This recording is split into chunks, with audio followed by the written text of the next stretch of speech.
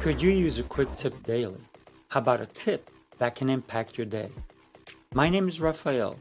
Join me as I bring you tips by experts around the world. These experts have shared their knowledge and wisdom with me and will directly share them with you. Make sure to subscribe, like, follow, and comment, and I would love for you to become part of the New Tip Daily community.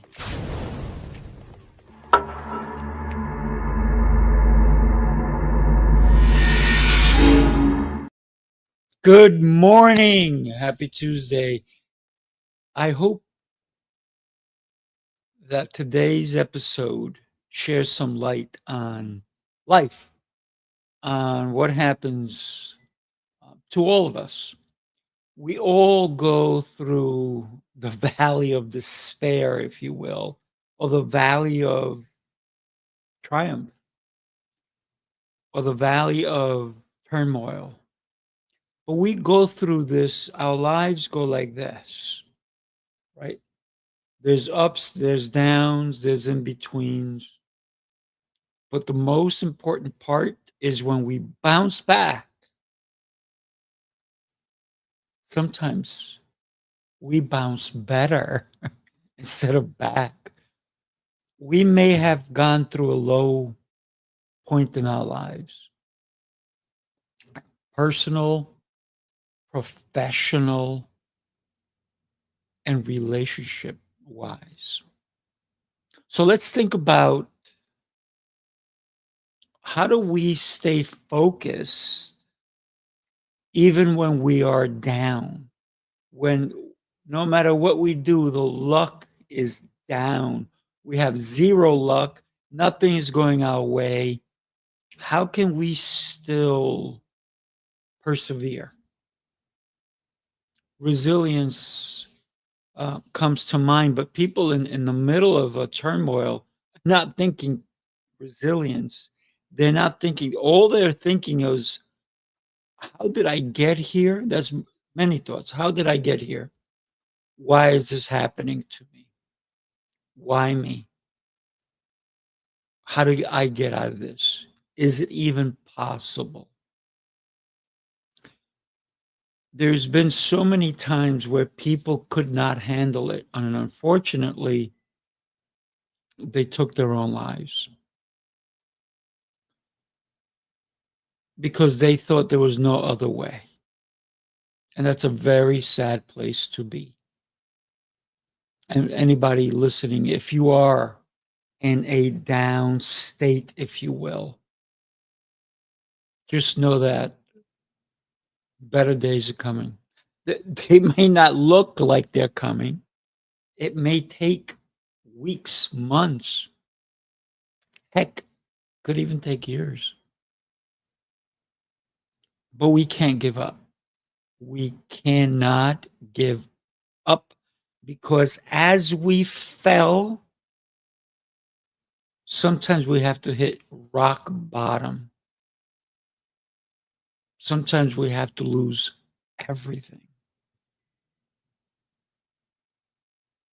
Not easy. Not easy. I was homeless twice.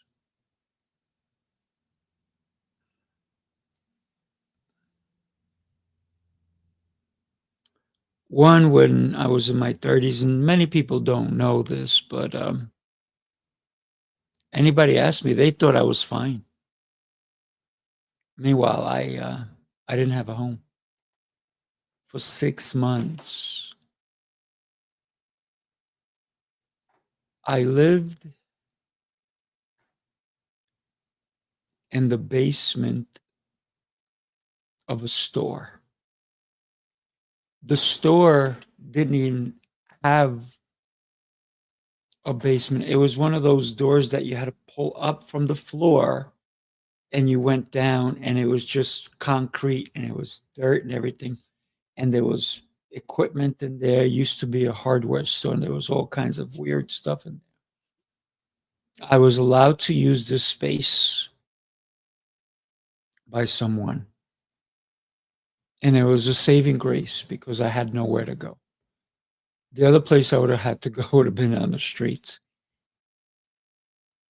And every day when the store closed and I was allowed to enter it, they gave me the back door key. I was allowed to enter it, and I lifted that door, going into there was a one light bulb, going into this place where I had the feeling of, why am I here? How did I let this happen? And it was one thing after another. And it was a sad time for me. But I knew that every day that I went into this place, that I had to open that trap door. It was like a trap door. If you didn't know, you walked into this store, you didn't know that there was a downstairs, right? But here's the thing, I can only enter it after the store closed, and I had to be out of it before the store opened. Sometimes they closed at 9 o'clock, sometimes they closed at 10 o'clock. But by 8 a.m., I had to be out of there, nowhere near. So at that point, I didn't even have a place to shower. So I joined a gym. I used the gym as a place to shower. Plus, I worked out. And then what wound up happening is I cleared a space in this basement. It was just concrete walls. It was freezing there. It was winter time. It was cold. There was no heat, no nothing. So I got a sleeping bag. I slept in a sleeping bag on the floor, and I was able to bring some of my clothes, whatever clothes I had at the time, and I hung them on this rod. And there I would pick out my clothes for the next day, go to the gym with my put on my workout clothes, go to the gym, work out, shower, change to my new clothes. And at the time, it was Bally's Fitness. I don't even know if they're around anymore. Um, but this, I went to the one in Garden City. I went to the one in an old country road, and it was something else. But I here's what get got me going.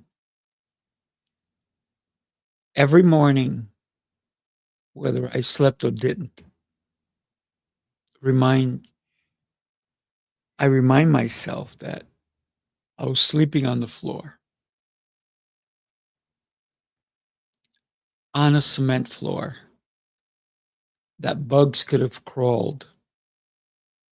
And so every time I folded up my sleeping bag really well and I put it up somewhere so that bugs wouldn't crawl in it, I would open up my sleeping bag, make sure that there was no bugs in it, and get in it.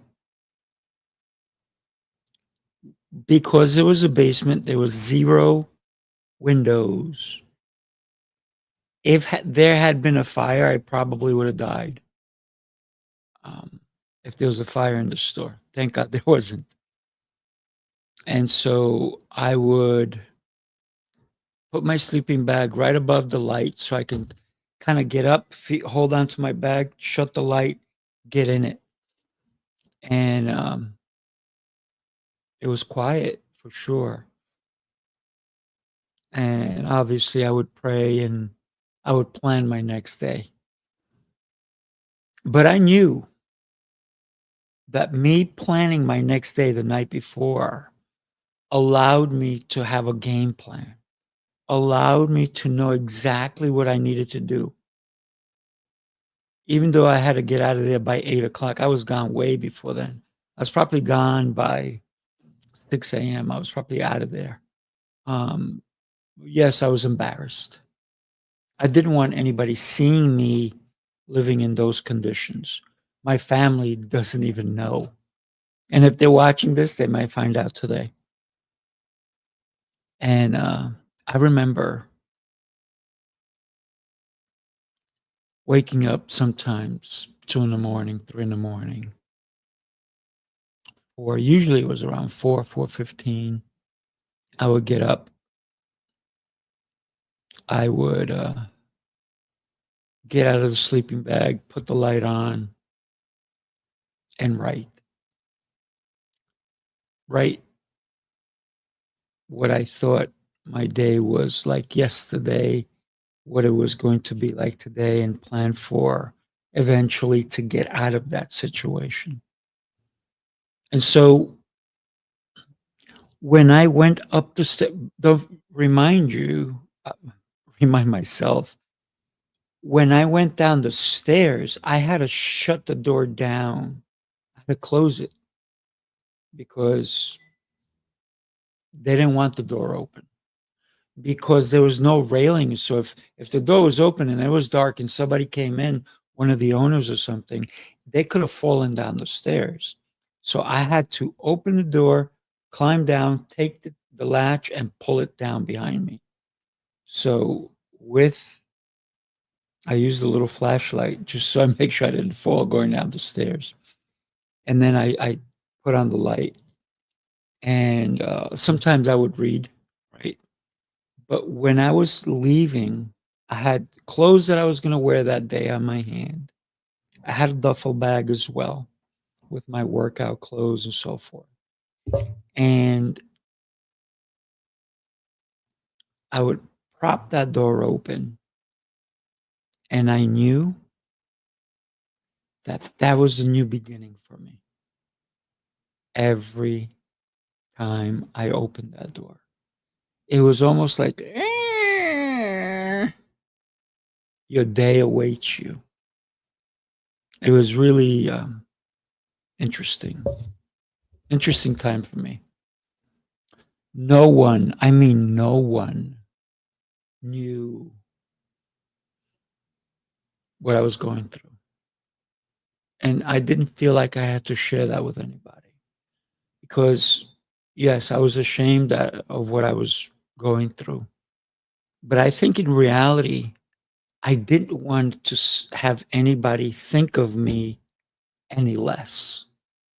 That's why I never informed anybody that I was living, that I was homeless, and I was living in the basement of a store with a trap door that I had to open the trap door, get in it, close the trap door, get in it, put a little flashlight. It took me about 3 to 4 hours to clean the place where I was going to be sleeping, because it used to be a hardware store. It's no longer a hardware store. And that was some trying times for sure. But it taught me something. It taught me that I have to rely on me.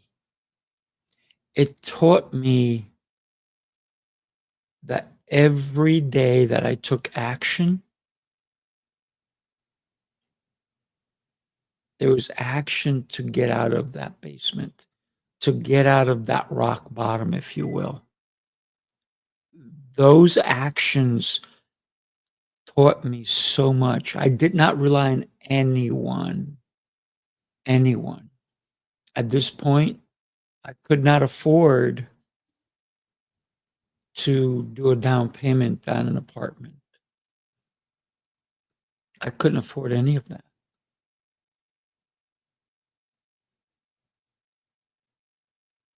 But I kept saving my money. Kept saving my money. Whatever little money I was making, I would save it, save it, save it until I can actually understand that I can sustain rent and I can save the rent I could probably pay at the time, but I couldn't afford the down payment. So I kept saving, saving, saving till I got the down payment. And then I made sure I looked for a place to live that I can sustain on a regular basis so I would never go back down to the basement, to that basement, or any basement. Somebody even suggested at one point, they're like, oh, it's not a bad idea to live in a basement. I said, I will never live in a basement. They didn't know I already lived in a basement. So for me, I could never, ever, even now, I would never go back to it. But if I lost everything today, I don't think I could live in a basement. I never want to go back to that. So I will do whatever it takes to make sure that I sustain the livelihood I have now or better. But that was my bounce back, understanding that it once every day I went into that basement, that I pulled that trap door down,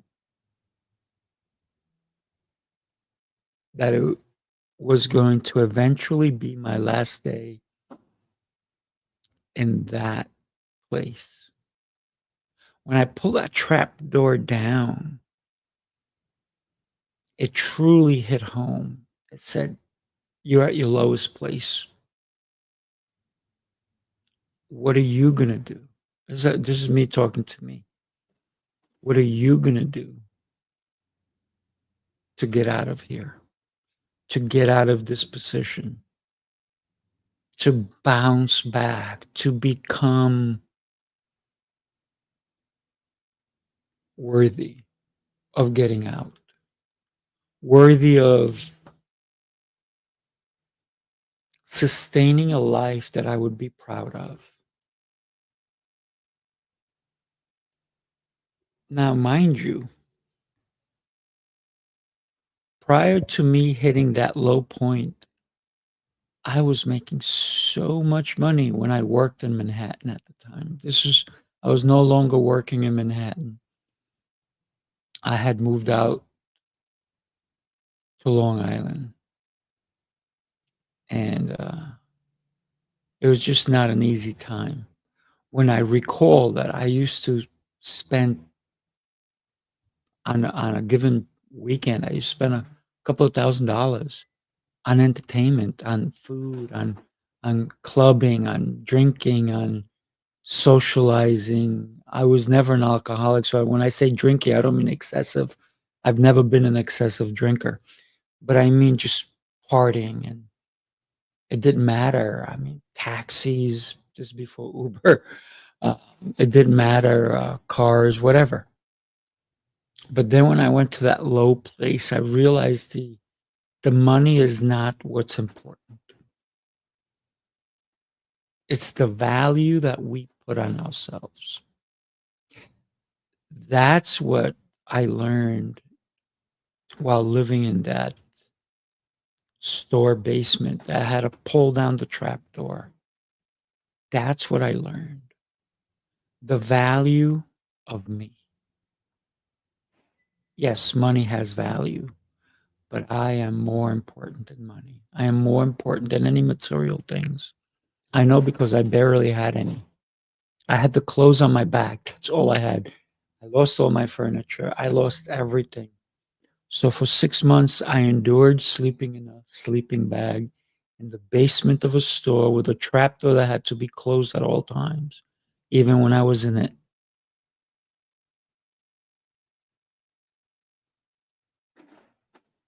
It was trying times for sure. It really was. But the most important thing was every morning when I opened that trap door, I knew I had a chance to change my life around. I knew that. That was so powerful. Opening that trap door, man, I can just feel it right now. It was that creaking sound.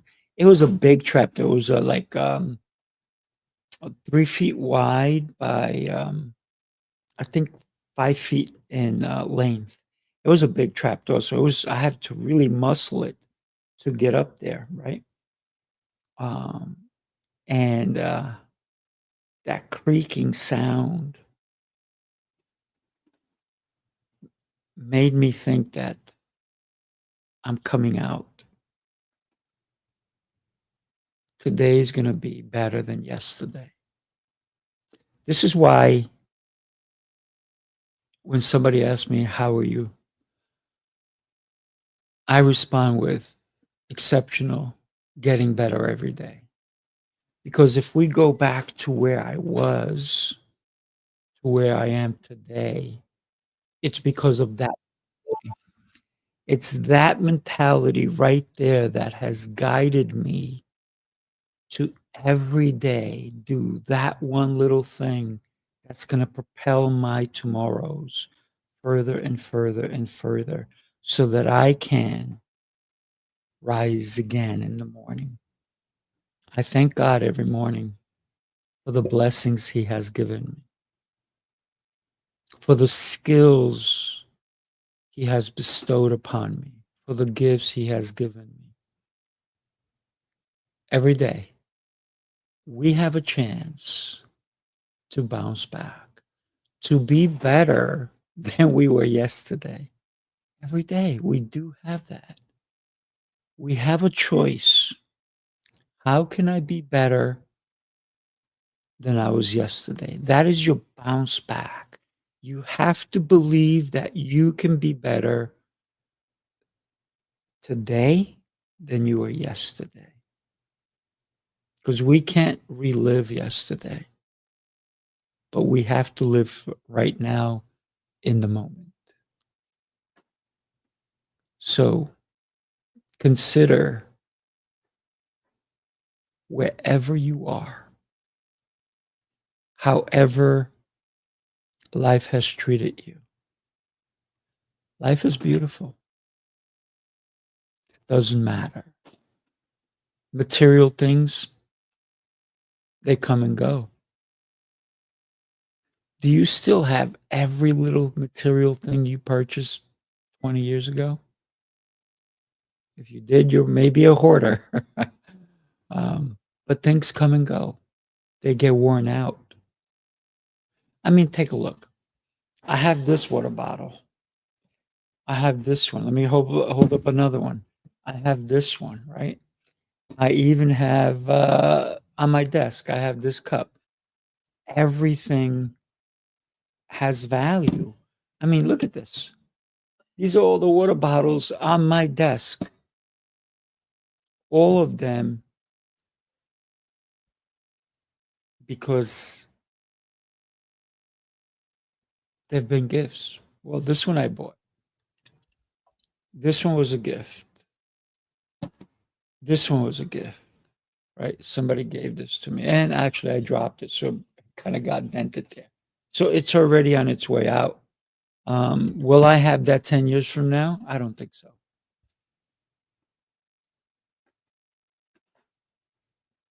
Things can be replaced.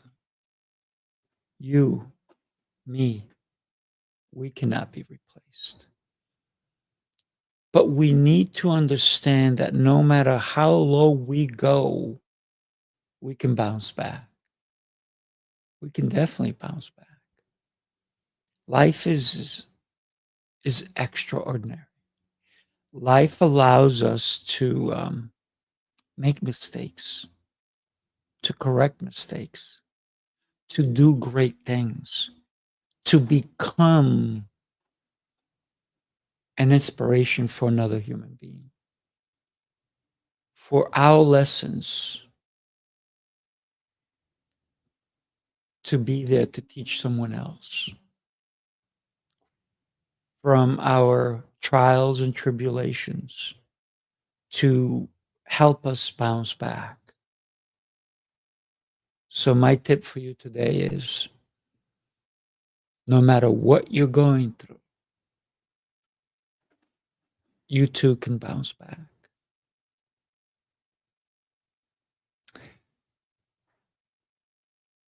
Bounce back is something special because we, when we go down into the deep valley of despair, of turmoil, of hurt, we're by ourselves. We are. We're alone, no matter what. You can have 400 people with you. You're still one entity. You, when you go to the bathroom, you're alone. When you go to sleep, you're sleeping alone. Even if you have, like I said, 20 people on the bed with you, you're still alone.